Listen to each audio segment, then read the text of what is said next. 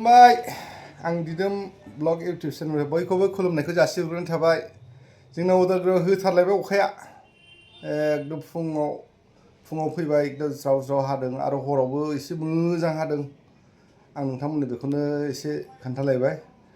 एकदम बिराद गोबाव जाबायमोन ना अखा हायैया, बिराद मोजां मोनबाय दै गुसुनो। बेखौनो आं नोंथांमोननो एसे शेयार खालामलायबाय दे गाइसमोन। नोंसिनाव हादोंना हायाखै? हादों हायाखै एसे खोन्थाहरदो नोंसिनिथिं। जोंनावथ' हरावबो एसे मोजां हाबाय। अखाया हादोंबाबो मा जानो, नै हादों नै दैयानो थाया, ओरैबायदि सोबखादों माने। बोसोरसे हायै धामालि, बोसोरसे जेनेबा बोसोरसेखौनो होननांसिगोन। बेखौनो आं नोंथांमोननो एसे शेयार खालामबाय दे गाइसमोन।